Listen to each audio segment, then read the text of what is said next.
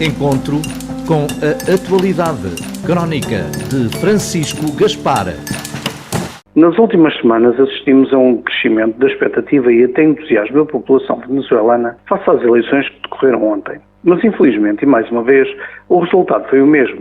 O ditador ganhou e a oposição unida perdeu. Pelo menos assim são os resultados oficiais divulgados pela Comissão Eleitoral, composta em exclusivo por membros do partido no poder, pois a oposição foi impedida de assumir os lugares previstos na lei do próprio país. Também a maioria dos observadores independentes e de muitos jornalistas foram impedidos pelo regime de entrar no país nas últimas semanas. Apenas os observadores amigos do regime, como são conhecidos, foram convidados a estar presentes de forma a validar os resultados já antecipadamente definidos e preparados. Assim funciona a democracia venezuelana, desde que Chávez e Maduro assumiram o país e tornaram uma das economias mais prósperas do mundo numa das mais pobres, onde milhões vivem de ajudas estatais em bairros de barracas sem as mínimas condições de vida, vendo-se mais de 8 milhões obrigados a sair para outros países na procura de tudo o que não existe no seu próprio país. Mas nem todos empobreceram. As famílias no poder alcançaram níveis de fortuna inigualáveis, como é exemplo a filha de Maduro, considerada uma das jovens mais ricas das Américas,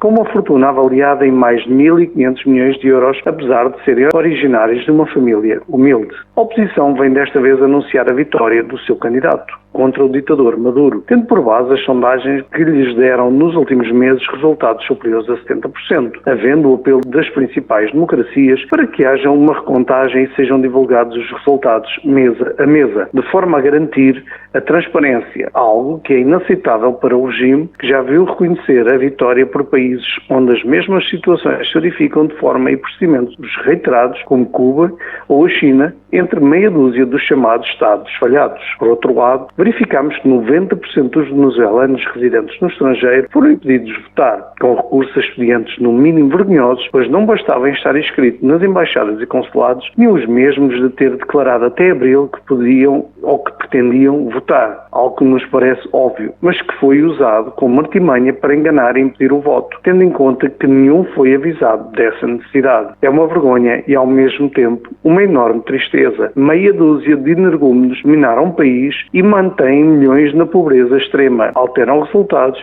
e perpetuam-se no poder absoluto. Este é um bom exemplo de onde nos conduzem os extremos, seja de direita ou de esquerda. Neste caso, estamos a falar de um regime comunista de extrema esquerda que é em tudo semelhante a outros da mesma área, como Cuba, China, Vietnã, onde vigoram regimes de partido único, onde as eleições são altamente controladas e limitadas no resultado, com as oposições a verem limitados os seus direitos. Sendo de recordar que em Portugal apenas um partido reconhece e se identifica com estes regimes totalitários, o Partido Comunista Português, que reconhece valores que mais ninguém vê em pessoas como Nicolás Maduro. Pessoalmente, acredito que a democracia é um regime político com o qual a grande maioria dos portugueses se identifica, sendo sempre de lamentar quando povos lutam para viver em liberdade, mas são oprimidos por ditadores e uma elite dominante, sendo a população sujeita a opressores e opressões sem fio e a um estado de miséria geral. Espero que o povo venezuelano faça vingar a sua força e consiga derrubar as barreiras ao desenvolvimento e à construção de um futuro melhor, mais próspero e em liberdade. Um abraço fraterno aos muitos portugueses que vivem na Venezuela e votos de muita força para ultrapassarem todas estas dificuldades que lhes são impostas diariamente num país